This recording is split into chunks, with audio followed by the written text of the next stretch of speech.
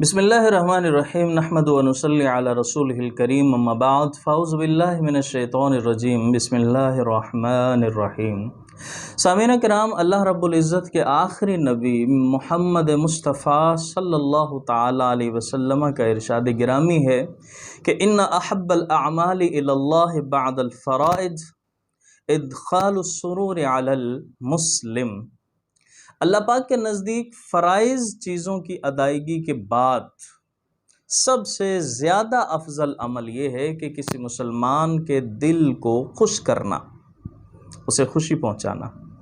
मौजमुल कबीर की ये हदीस है और अल्लामा मनावी रहमहुल्लाह इस हदीस की तशरीह बयान करते हुए फरमाते हैं कि फ़र्ज़ ऐन यानी कि जो नमाज, रोज़ा, ज़कात, हज, इसकी अदायगी के बाद अल्लाह पाक के नज़दीक सबसे ज़्यादा पसंदीदा अमल ये है कि मुसलमान को खुश किया जाए।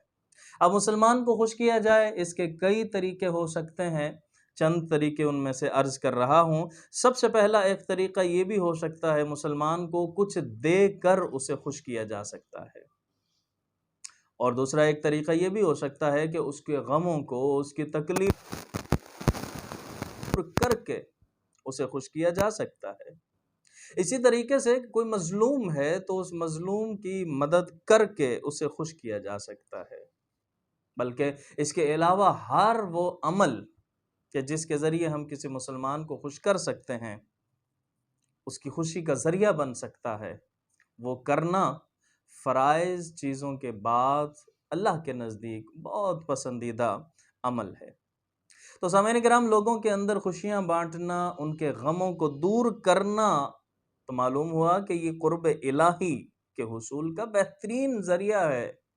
और अल्लाह तबारक व तआला के बंदों का गम हल्का करना, उन्हें खुशियाँ देना और इसके अलावा कोई भी ऐसा अमल करना जिससे वो खुश हों, ये बहुत बड़ी नेकी है। और सामीन किराम, अगर हम देखें तो हमारे बुज़ुर्गों का, हमारे असलाफ़ का तरीक़ा भी ये रहा है कि वो भी मुसलमानों के दरमियान खुशियाँ बाँटा करते थे। चुनांचे एक बुज़ुर्ग से किसी ने पूछा, कहा कि जो चीज़ आपको लज़्ज़त दे और आपको सुरूर दे, जो आपकी लज़्ज़त और सुरूर को बाकी रखती है, वो कौन सी चीज़ है? आपने फरमाया कि मुसलमान भाइयों से मुलाकात करना और उनके दिलों को खुश करना, ये वो अमल है कि जो मुझे लज़्ज़त भी अता करता है और मेरे सुरूर को बाकी भी रखता है। तो हमें भी चाहिए कि हम भी, आजकल दुनिया के अंदर बड़ी परेशानियां हैं, बड़ी टेंशन है हर तरफ, तो हमें चाहिए कि हमारी ज़ात लोगों की परेशानियों का बायस नहीं, बल्कि उनकी परेशानियों को दूर करने का बायस बने और हम अपनी ज़ात के ज़रिए लोगों के दरमियान खुशियाँ बाँटें। अल्लाह से दुआ करते हैं कि खालिक़ कायनात हमें अमल की तौफ़ीक़ अता फ़रमाए और इस हदीस पर अमल करके हम लोगों के दरमियान खुशियाँ बाँटने की तौफ़ीक़ भी दे।